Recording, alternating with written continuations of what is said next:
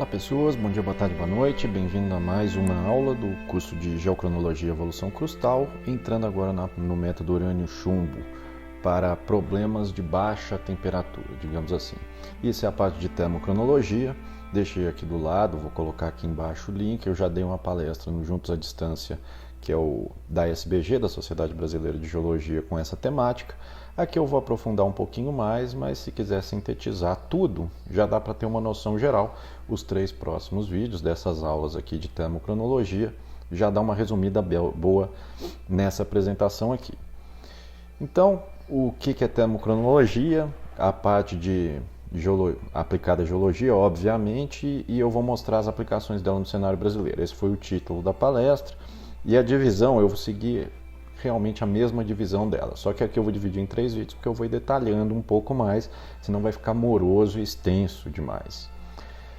Esse é o índice, o index, que eu vou começar falando um pouco de uma introdução, porque termocronologia não é algo muito usual em termos de geociências como um todo. A metodologia, explicar ela, esses 2 já vou pegar nesse vídeo mesmo. Depois a gente vai entrar na parte de aplicações e eu vou finalizar com o cenário brasileiro e perspectivas. Ok? Então, começando com o que é a termocronologia, é um ramo da geologia isotópica que a gente vai conectar tempo a processos de baixa temperatura. Então eu vou usar principalmente o método do urânio, tório, chumbo, para entender um pouco os processos que ocorrem em regiões de crosta rasa. Isso quer dizer até uns 4, 5 quilômetros de profundidade. Então a gente vai entender e datar impactos meteoríticos, diagênese de bacias, dá para entender também exumação de terrenos, evolução geomórfica. Então, aqui está uma figurinha que eu já coloquei diversas vezes, que são o range de cronômetros, e eu já falei antes dessa parte que está em vermelho aqui embaixo, que são os cronômetros, que a temperatura de fechamento ou temperatura de estabilidade é bem mais alta. Aqui, por exemplo, urânio, chumbo, zircão, que a gente falou bastante, citando também a monazita, titanita. E aí o que a gente vai fazer agora é pular para essa parte de cima aqui. Vou falar muito sobre traço de fissão, vou falar mais sobre traço de fissão, que desses métodos ele é o mais robusto, é o que mais tem. Vai ter uma outra parte só para falar de argônio-argônio e vou mostrar o traço e os isótopos de hélio, principalmente em apatita, que é o método que está mais robusto, mais desenvolvido e que a gente tem mais dados também para mostrar. Qual que é a grande diferença se a gente for pegar o método urânio-chumbo desse aqui para baixo e para esses aqui em cima? Aqui embaixo a gente mede os números de isótopos pai e filho.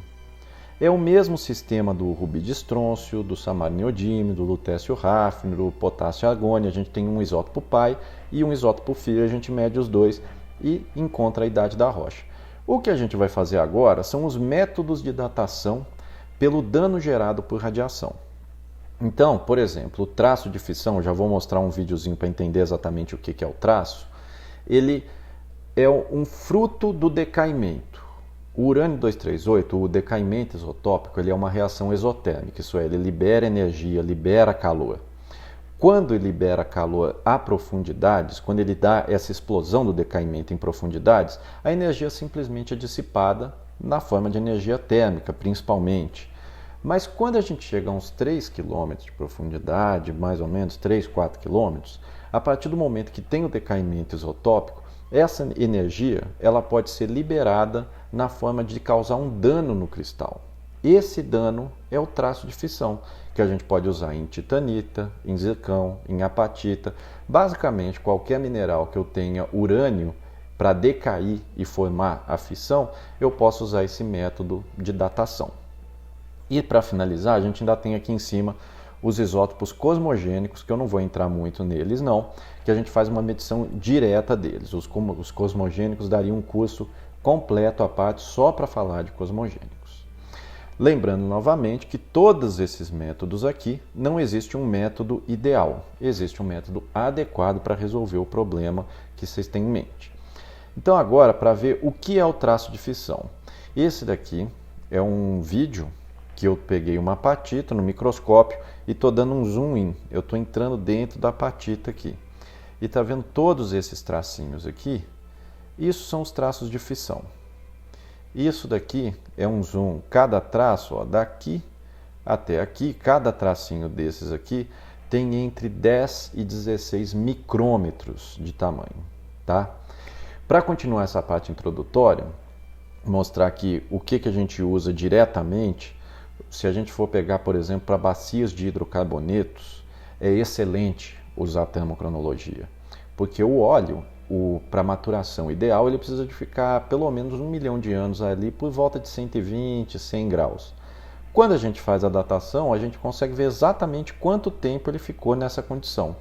E um método de termocronologia é muito mais barato do que um furo de sonda. Outra coisa, para tectitos é razoavelmente fácil e útil da gente medir. Muitas vezes quando tem um impacto meteorítico, o material inteiro se perde, mas a cratera fica. A gente consegue datar a cratera com uma certa facilidade. Outra coisa também é a evolução geomórfica, isso é o mais usado. Nos Himalaias, vai ver, tem para todo lado, porque o Himalaia é uma cadeia montanhosa que ainda está em ascensão, e aí a gente consegue combinar tamanho de traço com densidade de traço e fazer a evolução geomórfica do relevo, isso é bem bacana, eu vou mostrar como é que a gente faz. A termocronologia é um estudo bem recente, tem 50 anos. A ideia dela começou um pouquinho mais de tempo. Na década de 50, o Silk e o Barnes, uma dupla, estavam vendo micas num microscópio de varredura eletrônica, num MEV. E aí, quando eles deram um zoom muito grande na mica, eles começaram a ver isso aqui, ó, esses buraquinhos. E ficaram sem entender, falou, gente, mas que diabo que esse buraquinho está fazendo na mica? E não sabia. E aí veio a ideia, falou assim, poxa, essa parte da radiação, a mica tem bastante urânio. Será que isso daí é o fruto do decaimento que libera energia e quebra o cristal assim? Aí eles foram para o teste, eles tinham a hipótese científica, foram para o teste. Eles sabem que o urânio-238 decai para fissão naturalmente, mas o urânio-235 ele só vai decair para formar fissão se eu levar para um reator nuclear. Então eles pegaram a mica, levaram para um reator para bombardear nêutron. E aí eles viram que realmente, quando o urânio-235 decaiu, ele começou a fazer as quebrinhas na mica. Eles falaram, então, se a gente tem uma forma de encontrar o urânio só pela quebrinha no cristal, a gente tem uma forma de datação. Isso demorou muito até se aprimorar. Só na década de 70 que realmente começaram a se utilizar na geologia e dá para entender diversos problemas geológicos. Ele é muito utilizado para arqueologia, apesar do método carbono 14 ser muito mais preciso e acurado para ele, também dá para usar na arqueologia. O timing de eventos vulcânicos é muito bom. O ideal ainda para o timing de eventos vulcânicos é o argônio-argônio, mas se não tiver argônio-argônio, o traço de fissão é uma boa. E para entender a história termal da evolução de crosta continental, isso o traço de fissão é insuperável. Seja para ver proveniência de sedimentos, o estudo termal da bacia, desde a diagênese até a denudação, soerguimentos em geral, idades de estratos não datáveis, a evolução geomórfica de uma região, realmente para isso. A termocronologia é muito boa, tanto o traço de fissão quanto os isótopos de hélio. Lembrando aqui, se a gente for pegar nesse topinho aqui, o traço de fissão em titanita é muito pouco usado, mas se a gente for pegar o isótopo de hélio em apatita e o traço de fissão em apatita, são os métodos mais utilizados. Traço de fissão em zircão e isótopos de hélio em zircão vem logo em seguida. Vamos entender então o que é o traço de fissão, como que ele se forma. Quando o urânio-238 decai, ele decai. O mais comum, ele vai decaindo naquela cadeia, vai formando tório 230, com a cadeia enorme, até chegar no chumbo 206. Mas ele decai também na forma de fissão. Não é só o decaimento clássico, ele tem a constante de decaimento que vai até o chumbo e tem a constante de decaimento para fissão. E esse é o modelo do Spike, que quando ele decai para fissão, libera uma energia danada de uma vez e forma o tracinho de fissão. Como que a gente vai conseguir ver esse traço de fissão? Vou mostrar agora na metodologia o passo a passo até a gente conseguir chegar a ver o dado, medir os traços e chegar no resultado final. Alguns termos que a gente precisa ter em mente. Aqui em cima está o modelinho do Spike, né? A explosão. O traço de fissão é o dano gerado pelo urânio 238, ou seja, o traço de fissão é esse rompimento, é esse defeito no cristal. O detector pode ser minha apatita, pode ser minha titanita, pode ser meu zircão, pode ser minha mica, pode ser um vidro vulcânico, pode ser um plástico, alguns plásticos que a gente vai colocar como detector realmente antrópico para medir o 235 depois. E aí a gente tem os dois tipos de traço de fissão. A gente tem a fissão espontânea, que é a do 238, é a natural, e a gente tem a fissão induzida, que é formada quando a gente começa a bombardear de nêutron no reator nuclear e o 235 decai formando uma nova fissão. Outro fator que tem que ter em mente, outro termo que a gente tem que ter em mente é a zona de apagamento ou a zona de annealing. Quando a gente forma o traço de fissão, ele gera um dano de aproximadamente 16 micrômetros no cristal. Isso daí só vai acontecer se eu tiver numa temperatura baixa o suficiente, numa pressão baixa o suficiente, para o cristal conseguir realmente quebrar, realmente conseguir expandir. Essa temperatura, hoje a gente sabe, são 120 graus. Isso daí uns 3, 4 quilômetros de profundidade, dependendo do tipo de rocha que você tiver. Abaixo disso, você não forma traço. A energia é toda dissipada. Passou de 120 graus, você já rompe e forma direto o traço com 16 micrômetros aproximadamente, isso na apatita. Quando você está a 120 graus, você ainda tem bastante pressão, bastante temperatura. E você começa a ter uma recristalização estática do traço instantaneamente. Então, fez o traço, ele tem sempre 16 micrômetros. É o rompimento, é a energia que libera na hora. Só que quando você tem muita pressão e temperatura, ele vai apagando aos poucos. Por volta de 120 graus, o traço se estabiliza com 8 micrômetros. Quando você vai subindo, chega em 100 graus, 110, 90, o traço consegue se estabilizar cada vez maior. Ele é sempre gerado com 16 micrômetros. Quando você está muito quente, ele já diminui até uns 6, 8 micrômetros. Conforme você vai resfriando e descomprimindo sua rocha, o traço de 16 micrômetros vai ficando com 10, 12, até chegar uns 2 km de profundidade, 60 graus, 1,5 km por aí. Quando o traço fica com 16 micrômetros, você nem tem pressão e temperatura mais para recristalizar. Ele mantém com os 16. Por que é importante entender essa parte do annealing, do apagamento?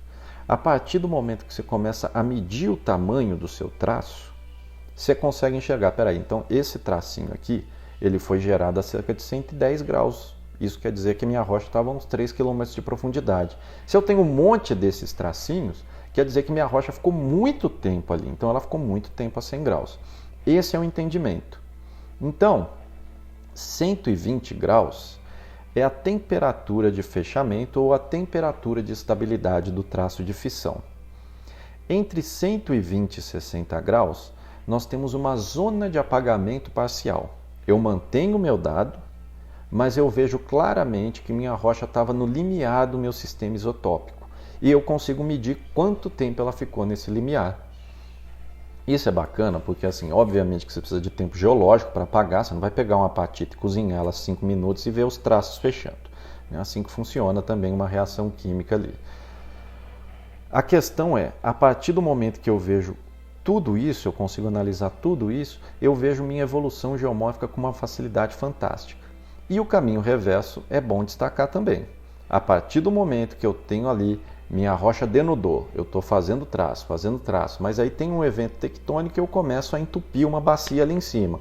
Vai 1 quilômetro, 2, 3 de sedimento, eu começo a apagar todos os meus traços. Passou de 120 graus, você zera a sua amostra. Você passou da sua zona ali do annealing total, você zerou seus traços todos. Aí ela vai começar a gerar traço do zero novamente. Okay? Então, esse é o conceito da zona de apagamento ou annealing, que ela pode ser parcial ou total. Parcial se estiver entre 60 e 120, total abaixo de 120 graus. Continuando então na metodologia, como que a gente vai adquirir o dado? A parte inicial usa a mesma coisa, pega a minha amostrinha, logicamente que tem amostras que são mais propensas a ter apatita, outras menos, isso para todos os minerais. Vai lá, eu vou no britador, eu não vou no moinho de disco, se eu quiser apatita, a dureza da apatita é baixa, se eu levo no moinho de disco, ele quebra os cristais, então só posso ir no britador, que ele desagrega um cristal do outro. Faço minha separação por densidade, seja na mesa de Whiffley, seja na bateia, passo no ímã, passo no Franz, vou para a lupa fazer a catação e esse é a minha amostra em uma resina, em um mount.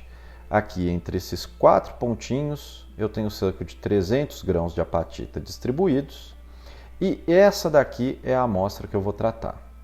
Como que se dá o tratamento? Quando você olha o traço de fissão, você fala assim, gente, eu já vi apatita no microscópio 1 milhão de vezes e eu nunca vi esse traço. Por quê?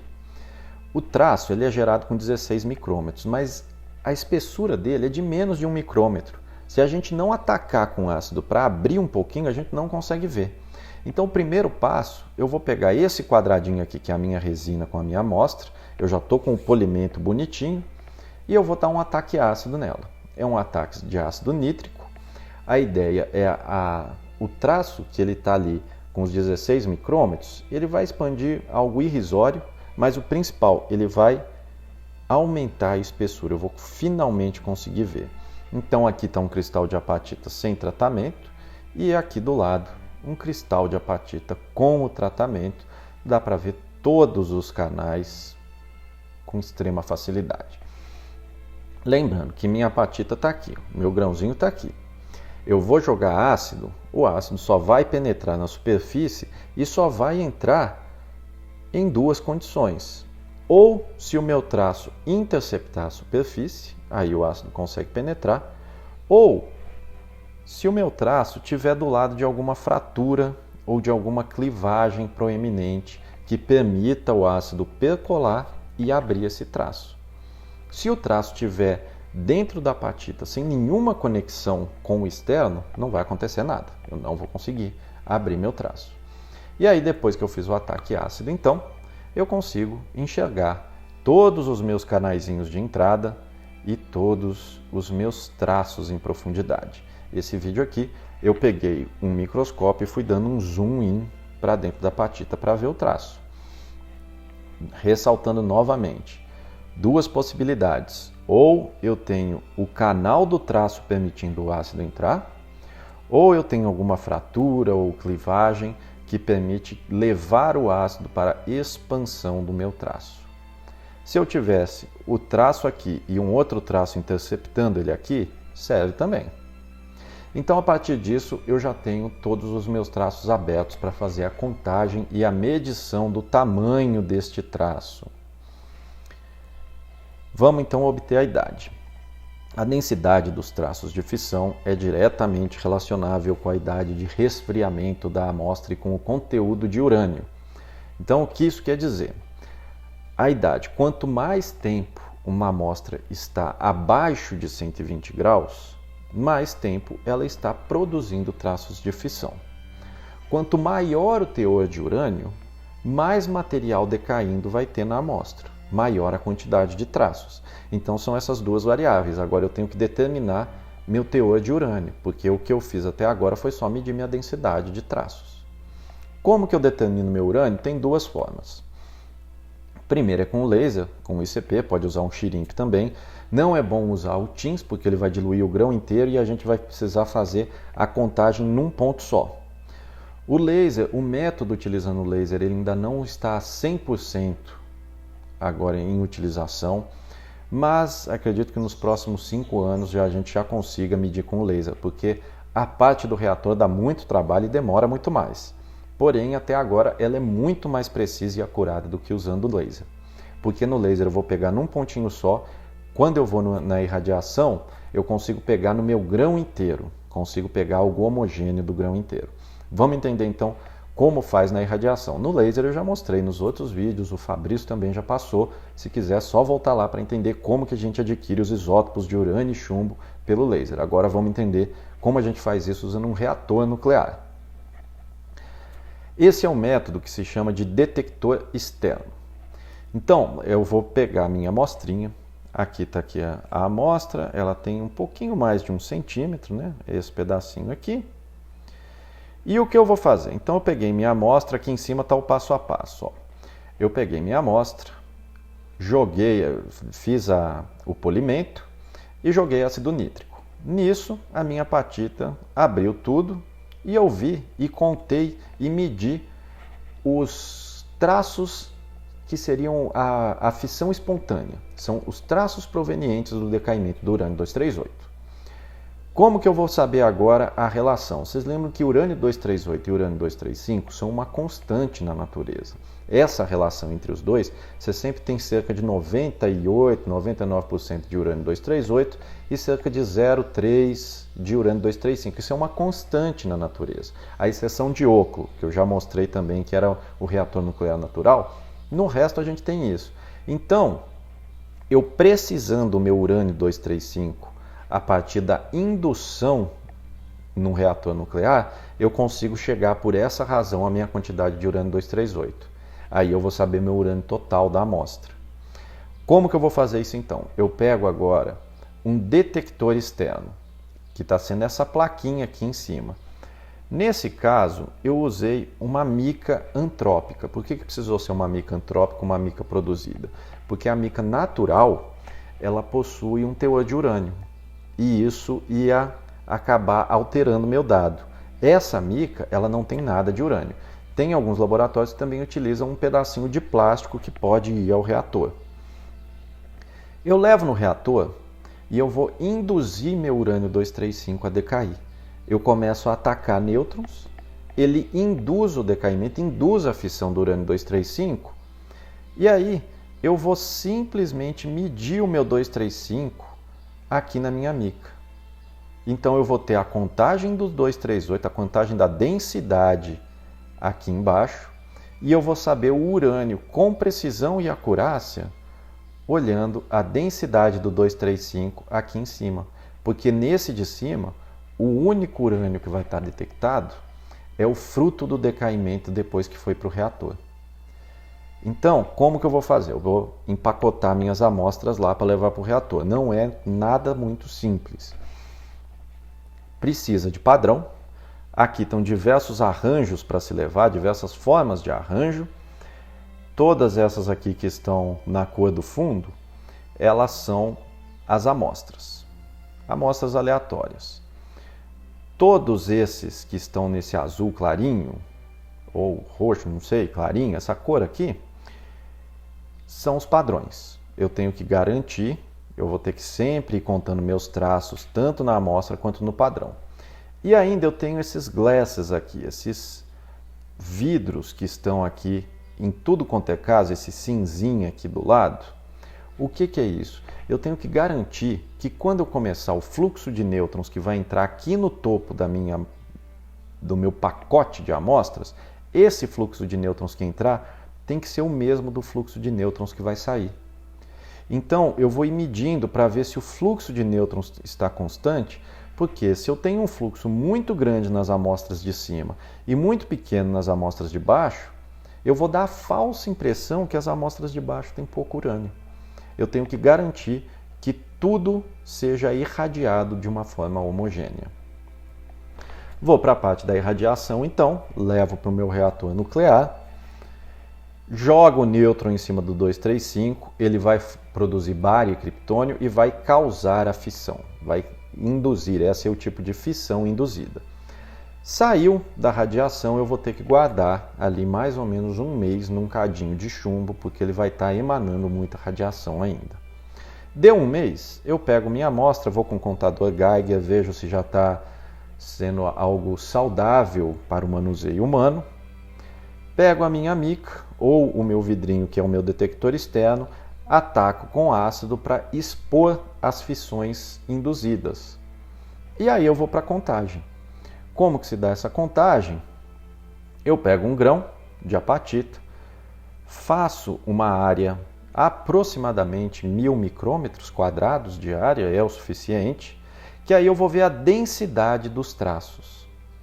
A partir desse momento, aqui está o traço da minha apatita no detector externo, eu vou fazer essa mesma medida aqui. Com essa medida aqui, eu vou ter a quantidade de 235, que é o urânio que foi irradiado por uma coisa induzida pelo reator, e vou achar o total de 238. Com essa quantidade aqui, eu vou saber a densidade dos meus traços espontâneos. Para ter uma noção como fica, eu vou mostrar um vídeo agora, que eu estou na minha apatita, eu estou no microscópio e a minha mica está aqui em cima. Então eu vou mostrar primeiro a apatita, eu vou tirar o zoom. Quando eu tirar o zoom, eu vou começar a focar na minha mica no topo, só para ver como fica esse arranjo. Então, aqui está na minha apatita, tirei o zoom, cheguei na mica. Voltei para a apatita, voltei para a mica. Os dois estão em cima. Aqui fora do zoom está um pouco borrado, mas dá para ver o grão de apatita ali embaixo. E esses são os traços induzidos gerados pelo urânio 235. Como que a gente chega na idade? É uma fórmula que quando você bate o olho dá uma espantada, mas não é nada demais. A maioria das coisas são constantes. Uma das constantes, bem, a gente tem a constante de decaimento do urânio e a constante de decaimento para formar fissão, que é importante, são duas distintas e a gente tem que considerar as duas. A gente vai ter o que vai mudar. A única coisa que vai mudar é a densidade de traços espontâneos e a densidade de traços induzidos. Isso é o que vai contar na sua amostra. Com a densidade de traços induzidos, eu estou vendo o total de urânio. Com a densidade de traços espontâneos, eu estou vendo há quanto tempo minha rocha está formando traços. As demais, tudo aqui, o Q, o G, o L, o Rho, o sigma, tudo isso são sigma é o dosímetro. Lembra daquelas coisas que a gente estava checando assim para ver o fluxo constante, se seria o que exatamente, assim, se o fluxo de nêutrons lá em cima está igual ao fluxo de baixo? Essa é uma das constantes que a gente vai ter que checar. Essa daqui pode mudar um pouquinho.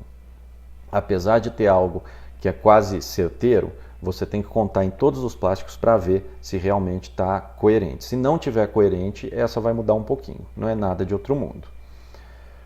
Esse G, que é o fator geométrico, vai depender se você está usando uma mica como detector externo ou um plásticozinho, esse plástico que alguns reatores usam, porque um é mais sensível que o outro. Aí vai ser meio ou 1. Essa é a variação. Vai ter a constante do reator.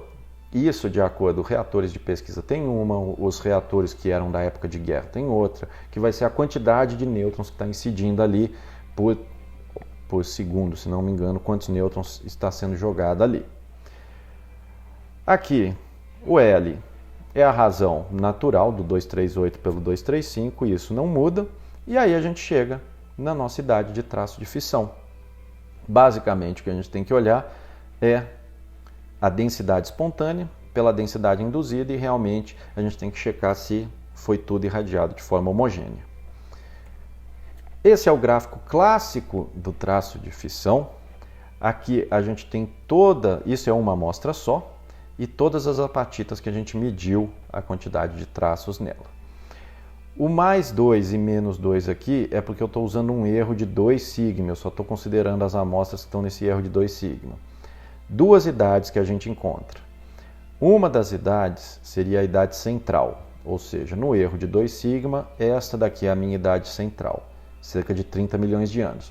O que essa idade quer dizer? Há 30 milhões de anos, determinada amostra chegou a uma profundidade que começou a gerar traços de fissão. A outra é uma idade que seria a idade média.